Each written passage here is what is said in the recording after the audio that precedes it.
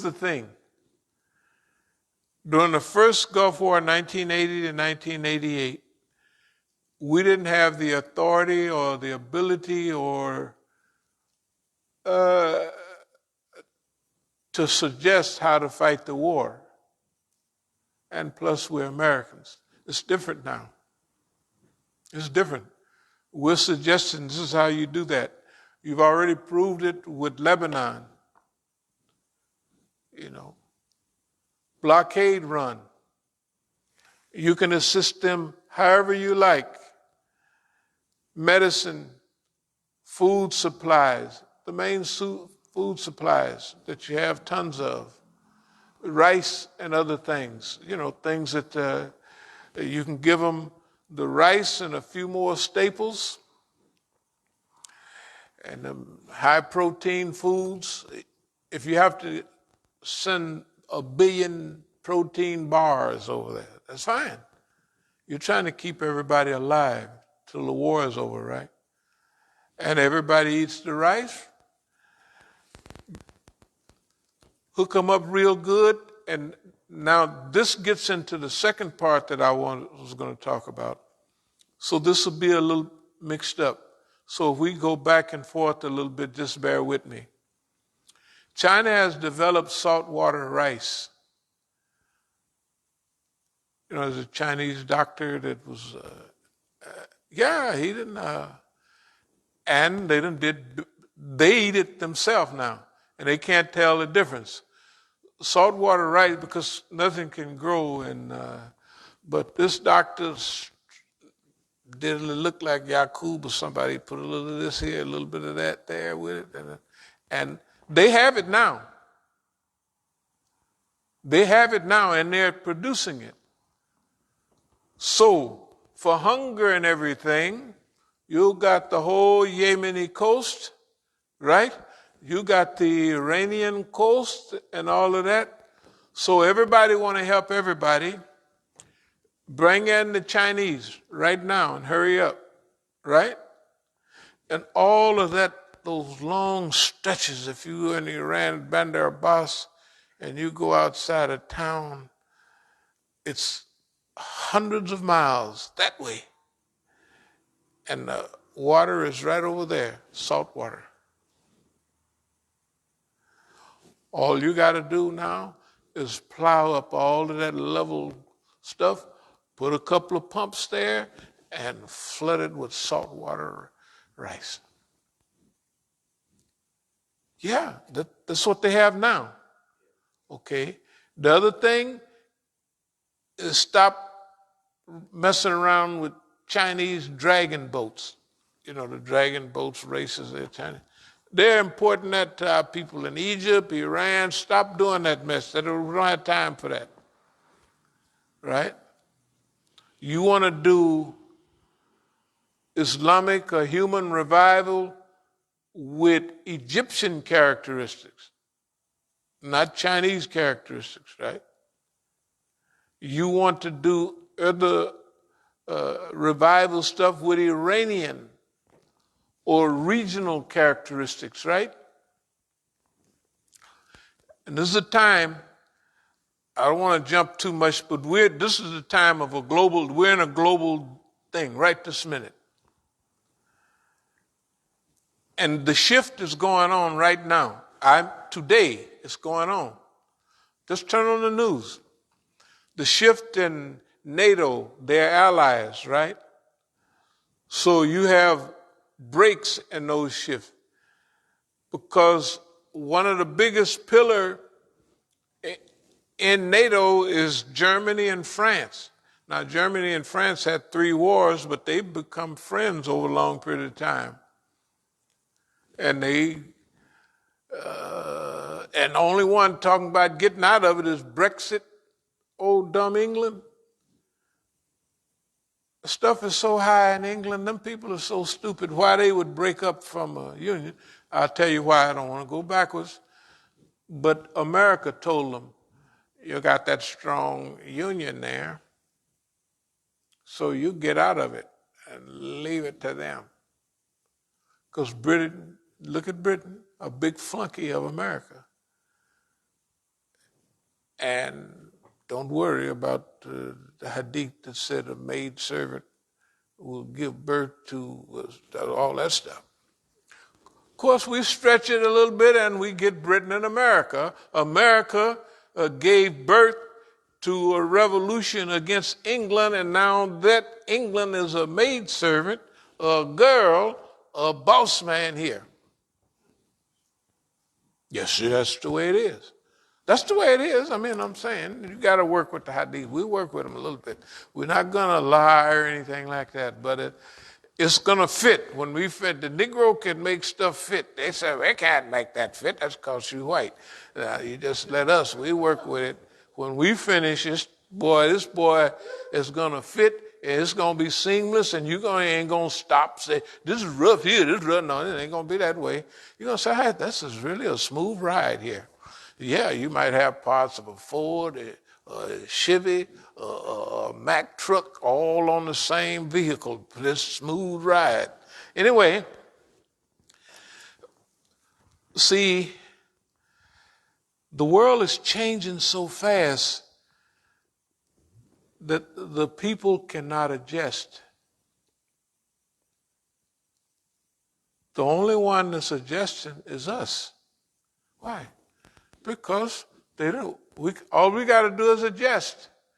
We don't have to worry about everything they did to us was to relieve us of all those hassles.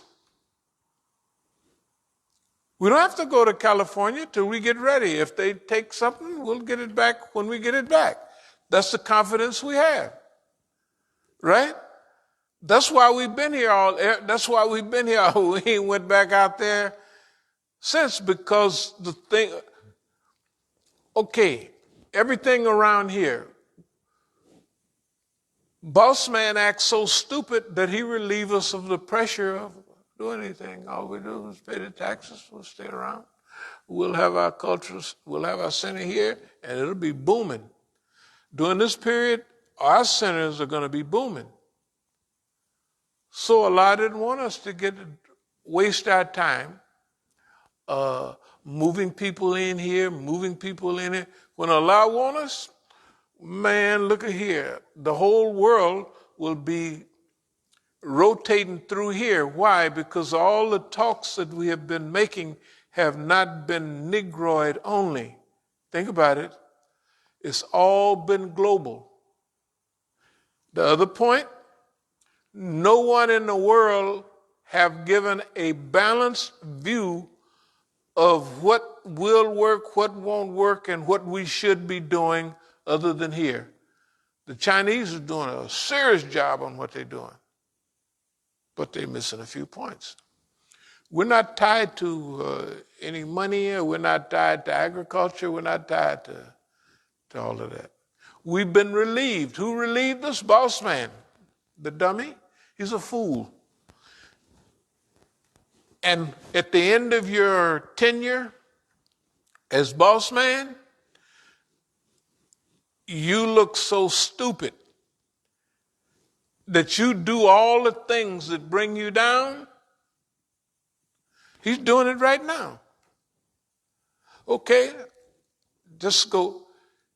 Everything he's doing in the world, when I say he, I mean the United States. He's picked a war with China, right? And he's rolling on that. He got it rolling. But when he went against Japan some years back, it worked. When it went against the tiny tigers in the late 90s, 98, 90, it worked. He just floated a thing against the Chinese economy that's in the news all today about property and all that. That's not going to work. It's going to fizzle. You could tell it's the U.S. They done made a quick study of where everything. See, sometimes boss men do it and the people don't even know. Like Japan, they study the system. Japan, they're buying up everything. They're doing this, they're doing that. And now so the plugs they pulled, they worked on Japan. That's why Japan is kind of obedient to the boss man. But this is a different time. Now, I talk with, when I used to buy all the videos, I talked with the guys from China, So we would talk about the stuff we're talking about now. One of the subjects was, hey, you guys should get along better with Japan. I say, that's part of their culture. It's hard for them to apologize for what they did to y'all. All do it. And I said the rape of Nanking, 1937, was unbelievable. Unbelievable. I say, but remember, in Nippon history, if a guy make a mistake, he'll cut his own guts out. So you know that they're not focused on certain other stuff they don't care about. They care about, I said, just like y'all. You guys never got over the Opium War. You never got over Britain and France and everybody taking a part of China. And you notice when what's-her-name made his speech, the 100-year anniversary, that's the first thing he talked about. That's the Chinese have this, all Orientals have this thing about saving face. And you trampled on us. No Chinese and no dogs allowed in this park in China. The same with here, no niggas and no dogs allowed in the park, right? But that's in China. Therefore, me and him would talk all the time on these deep subjects. And the way he talked, one thing he was not was a secondhand movie handler. He has to be a Chinese agent on a high level, hanging out in the wash houses. And so that means China knows what's going on here in America.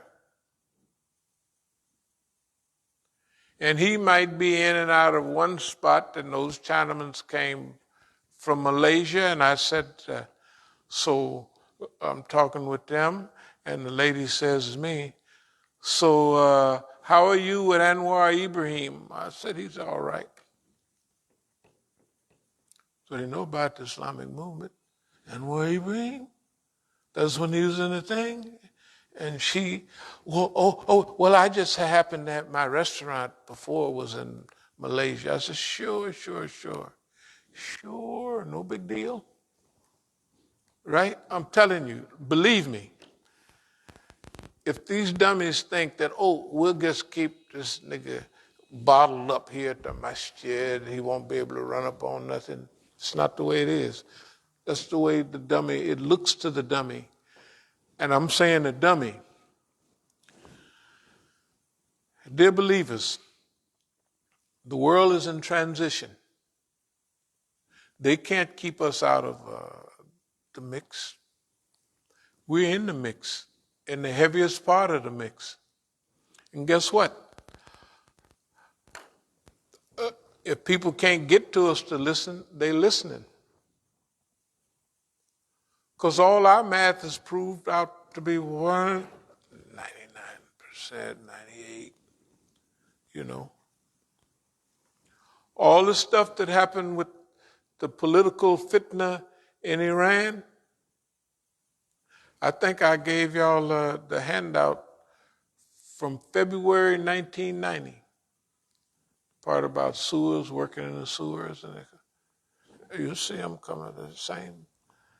That was, 30 years ago? Was that 20 years? 30 years ago. 30 years ago, the day it happened. Imam is dead now only a few months. And the first thing we write, we're just looking around, and It's it today. And those people are the same one that are cut off from the big stuff. If they're going to have a big meeting somewhere, they don't get to come, and they're the head minister. And the guy that's in charge now was one of Suleimani's followers or associates. He would converse with him before they did anything. Okay, so it's not only our team or our team type. And even it goes so deep, it goes like this.